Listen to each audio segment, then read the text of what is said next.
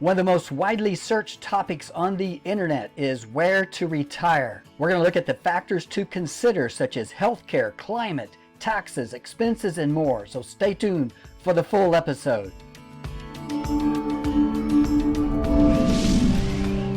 Thank you for watching. This is Richard with Wisdom Investor. We're going to explore this topic here today, where to retire. We're going to look at the various factors that a person needs to consider.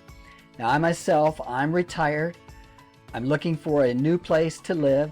I'm not necessarily unhappy with where I'm at right now. I'm in the Pacific Northwest, but I have certain factors that I'm considering so that the next 25 to 50 years while in retirement, I want to be in the place that I choose to be.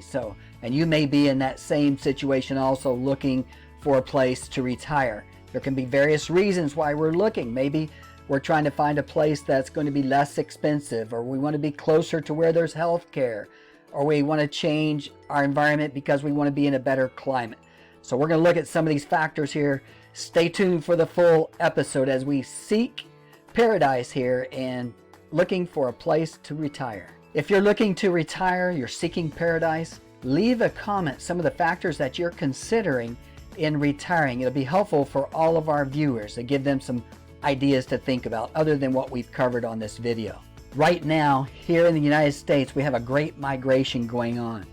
We have people up in the Northeast moving down into the Florida area. We have people from California on the West Coast moving to Arizona and other Northwestern locations, even Texas. We have people up in the Midwest moving down into Texas. So we have a migration going on right now in the United States. Now, those in retirement, they are looking for places to move also. Here's a map of the United States showing the states that are receiving the most retirees. Of course, we have Florida, Arizona is the top two, and then we have, it looks like, North Carolina, also Texas. So these are some of the states where many of the retirees are moving to, and there's various reasons for that. One of the reasons that retirees are moving is they want to get into a better climate. Now, a better climate is going to be different from all of us. Some people want to be down in the southern portion of the United States. And so in these lighter areas here is where it's warmer. And then the darker areas here in the purples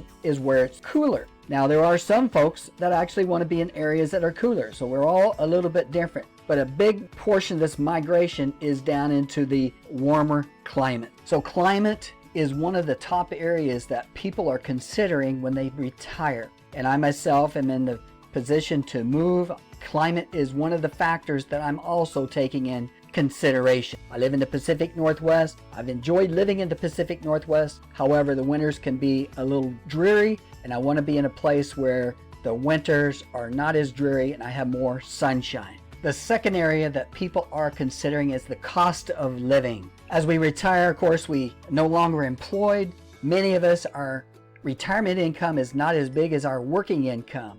So obviously, we're looking for a way to control our cost. So finding a state that has low cost of living can be very important. We're looking at a map here that shows the most affordable states to retire. Generally speaking, the Southeast can be lower cost of living. Florida, Texas, Oklahoma, Arkansas, Mississippi, for example. We get into the Northeast, it's going to be more expensive.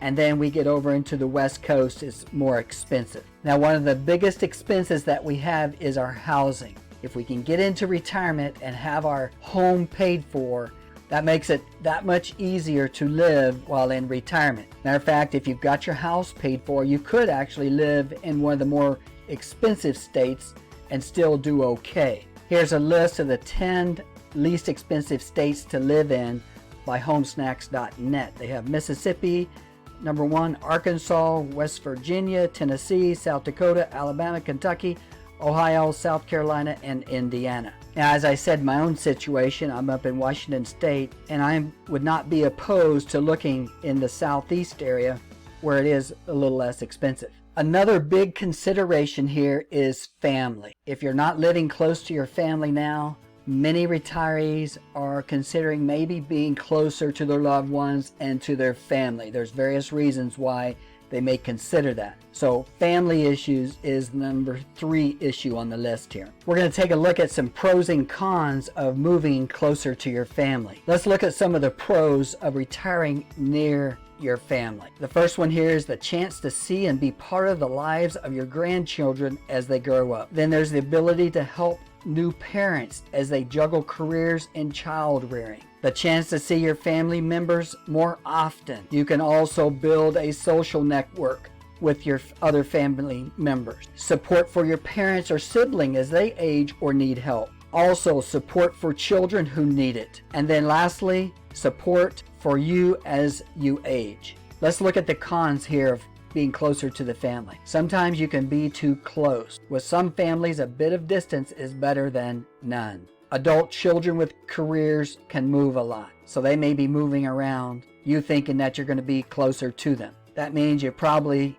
have to move also, or you'll end up being separated again. Your children or family might not live in a geographically desirable area, as in you wanted Sunbelt and you got Nebraska. You might feel taken advantage of as the default babysitter or caregiver. Among retired couples, one member might want to be near the kids, but the other prefers another dream. And sometimes elderly parents can be a burden, especially if they won't take steps to help themselves or other siblings don't help out. So those are some of the reasons that we have to consider when we think about being closer to the family. Another consideration when thinking about retiring and seeking paradise is what's the best state to retire in as far as taxes. Taxes can eat into our income. So looking at this map here by Smart Asset, we can see that generally speaking, the Southeast is pretty favorable for taxes. And then on the West Coast, we have Nevada, Colorado, Idaho, Washington,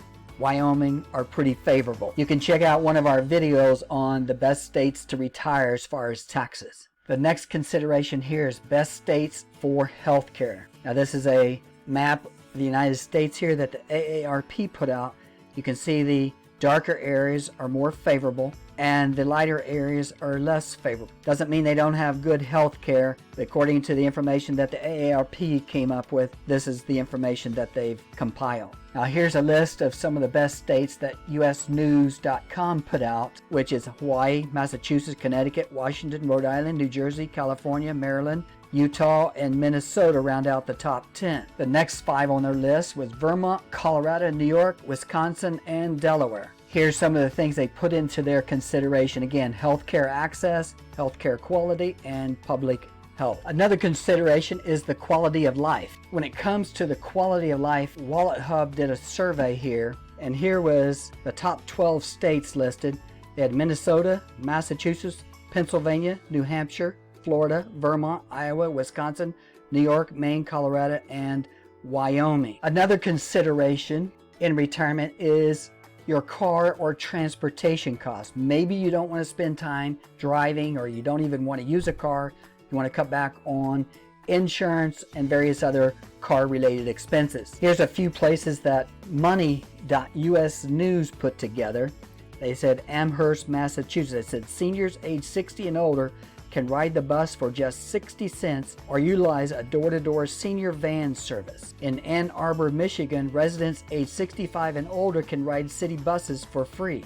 In Berkeley, California, retirees can get free rides to senior centers and the grocery store. Now, many of your larger cities are going to have some good transportation. Now, when you get into moving to some of the smaller cities, that's where you can find a little bit less availability of transportation of buses. Here's a list of the best places to retire in the U.S. in 2020 by U.S. News. They've got Lancaster, Pennsylvania, Asheville, North Carolina, Port St. Lucie, Florida, Jacksonville, Florida, Winston-Salem, North Carolina, Nashville, Tennessee, Grand Rapids, Michigan, and Dallas, Fort Worth. Now, once you make your decision where you want to retire, don't just go there and buy a house in the first week and then say this is it. Do a trial run or live there for at least a year. That's what most people recommend, including myself. Live in an area a year, get a feel for the seasons there, for how the people are, how the services are, and see if you really like it. And then after a year, you can make that decision